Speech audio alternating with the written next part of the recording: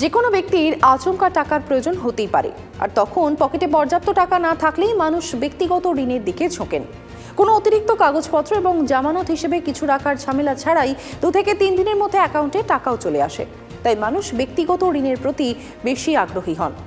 একবার আপনি ঋণের জন্য এলিজিবল হয়ে গেলে ব্যাংকগুলিও তৎক্ষণাৎ ফান্ড সরবরাহ করতে প্রস্তুত হয়ে যায়। ব্যক্তিগত ঋণ পাওয়া সহজ, তবে এটি সতর্কতার সঙ্গে ব্যবহার করা উচিত। এই ধরনের লোন নেওয়ার আগে 6টি বিষয় ভাবনা চিন্তা করে নেওয়া উচিত, আর এগুলি এমন জিনিস যা ব্যাংকও গ্রাহককে জানায় না। নাম্বার 1, পার্সোনাল লোন হলো একটি আনসিকিউরড লোন। কোনো সম্পদ জামানত হিসেবে রাখার দরকার নেই, তাই সুদের হার এখানে বেশি হয়। প্রায় 11% থেকে শুরু হয় এবং প্রায় 44% পর্যন্ত হতে পারে। যখন আপনি একটি পার্সোনাল লোনের মতো একটি ব্যয়বহুল ঋণ নেওয়ার দিকে এগোন, তখন অন্তত 5 থেকে 6টি ব্যাংকের সঙ্গে কথা বলা উচিত। কর্তৃপক্ষের সঙ্গে আলোচনা করুন যাতে আপনি একটি কম সুদের হার পেতে পারেন। সুদের হারে সামান্য পার্থক্য হলেও ঋণের সামগ্রিক ব্যয়ের উপর এর উল্লেখযোগ্য প্রভাব পড়তে পারে। বিভিন্ন ব্যাংকের ওয়েবসাইট অনুসারে SBI 11.15 থেকে 14.30% পর্যন্ত সুদের হার ধার্য করে। পাঞ্জাব ন্যাশনাল ব্যাংক 11.40 থেকে 16.95% মধ্যে সুদের হার ধার্য করে। HDFC ব্যাংক 10.75 থেকে 24% পর্যন্ত সুদের হার নিয়ে থাকে। ICICI ব্যাংকের ক্ষেত্রে ধার্য করার সুদের হার 10.80 থেকে 16.15% মধ্যে। নাম্বার 2, সুদের হার ছাড়াও আপনাকে অন্যান্য চার্জও দিতে হবে। এর মধ্যে একটি হলো প্রসেসিং ফি। লোন পাওয়ার জন্য একটি প্রসেসিং ফি দিতে হয়। এটি সাধারণত ঋণের পরিমাণের 1 থেকে 3% পর্যন্ত হয়ে থাকে। অনেক সময় একটি সর্বনিম্ন এবং সর্বোচ্চ পরিমাণ প্রসেসিং ফি সেট করা হয়। একইভাবে পার্সোনাল লোনের ফোরক্লোজারের ক্ষেত্রেও প্রিপেমেন্ট চার্জ দিতে হবে। শুধু তাই নয়, EMI মিস করলে পেনাল চার্জও দিতে হবে। সুতরাং লোন নেওয়ার আগে এই সমস্ত চার্জ সম্পর্কে জানা অত্যন্ত জরুরি। নাম্বার 3, লোন নেওয়ার আগে কিস্তি পরিশোধ করতে পারবেন কিনা তা পরীক্ষা করে দেখুন। প্রথমে পার্সোনাল লোনের ক্ষেত্রে EMI ক্যালকুলেটরের ঋণের পরিমাণ, সুদের হার এবং মেয়াদ দিলেই এটি আপনাকে EMI এর পরিমাণ কত হবে তা হিসেব করতে সাহায্য করবে। তারপর আপনার ক্যাশ ফ্লো বিশ্লেষণ করুন। এটি আপনার প্রয়োজনীয় খরচ এবং বিনিয়োগকে প্রভাবিত করবে না।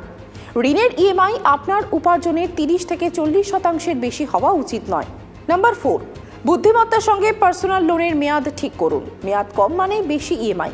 যদিও মেয়াদ দীর্ঘ হয় তাহলে আরও বেশি সুদ পরিশোধ করতে হবে।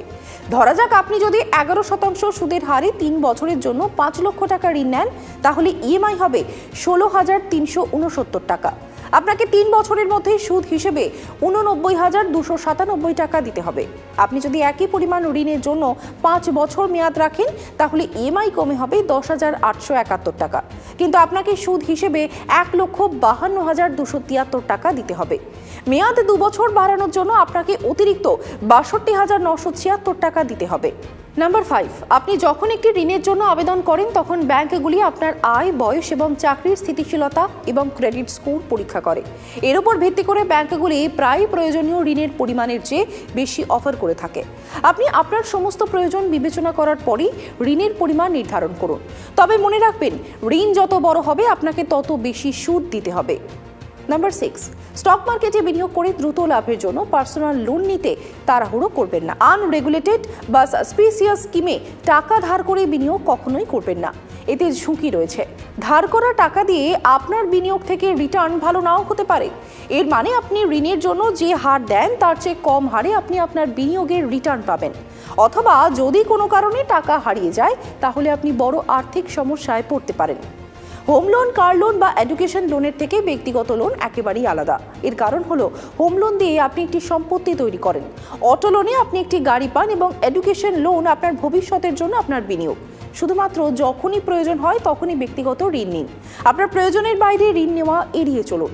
ঋণের শর্তাবলী ভালো করে পড়ুন। তাড়াহুড়ো করে কোনো সিদ্ধান্ত নেবেন না। আপনাকে বিনিয়োগে সাহায্য করবে Money9 এর সুপার অ্যাপ। এই সুপার অ্যাপ ডাউনলোড করুন।